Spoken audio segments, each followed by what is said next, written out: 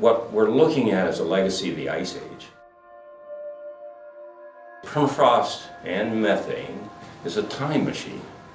So what we're going to do is walk back in time. We're going to see old carbon, old bones, old environments, and none of those are in equilibrium with today's climate, so that's the problem.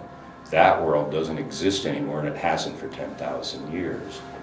It was nicely and very delicately separated from this modern warmer climate by about this much moss. And when that moss goes away, whether for fire or for human disturbance or for warming,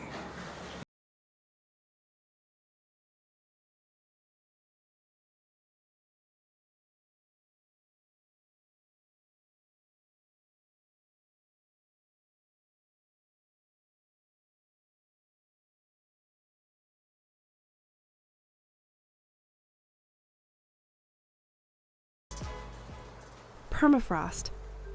It's maybe the part of the cryosphere that's most out of sight and mind. It's fascinating how it formed in the first place and how it got loaded with so much carbon. In a minute, we'll go back underground with Matthew Sturm from the University of Alaska Fairbanks. But first, let's meet Peter Griffith, NASA's project manager for the Above campaign, which supports more than 70 science projects studying forest and tundra vegetation, wildfires, animals like birds, caribou, and Dall sheep, methane emissions from expanding northern lakes, and the impacts of climate change on people in Alaska, Canada, and around the world. Many of those projects have some direct connection to permafrost. Permafrost is the hidden cryosphere. It's the permanently frozen soil that surrounds the Arctic, all across Alaska, northern Canada, and then across Eurasia. The ground has been frozen during the ice ages. During the ice ages, there was not enough snowfall in the drier regions of Alaska and Canada to form glaciers there, so the land was suitable for vegetation. What happened is that over thousands and thousands of years, all of that plant material got compacted and frozen every winter and buried and pushed down, so that today there's 300 feet deep of frozen water and dead plants and some pieces of dead animals too. Sometimes you find woolly mammoths in the permafrost. But most of it, of the organic matter as we call it in the permafrost, is frozen plant material. Some of that plant material is now thawing and decaying, releasing its ancient carbon into the atmosphere, sometimes in the form of methane gas bubbling out of expanding northern lakes. We started this field campaign because the Arctic is the part of the planet that is warming first and fastest. And there are consequences to this for permafrost.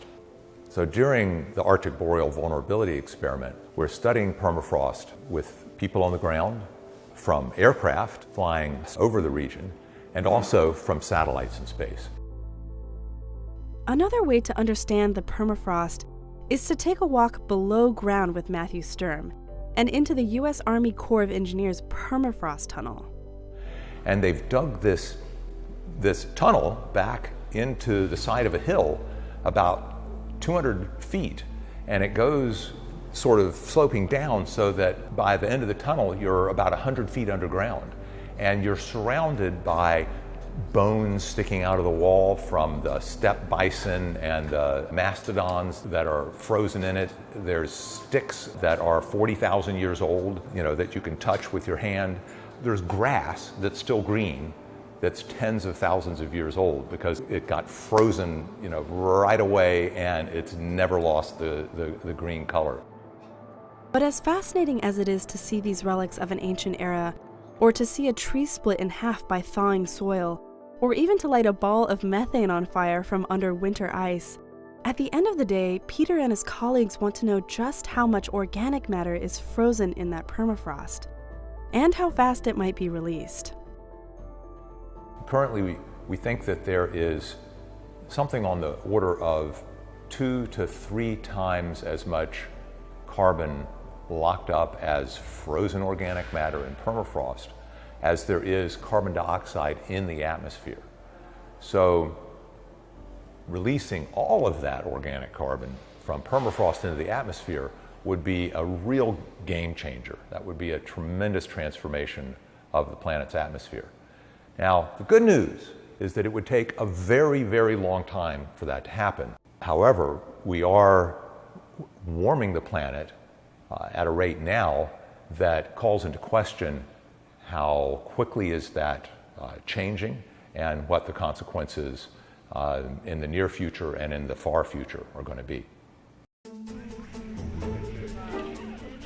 You're in the middle of a field somewhere in California at 4 in the morning. It's sort of surreal in a way, because you've put so much time into it for so long, and actually seeing it over there is like, whoa, you know, it's a big deal.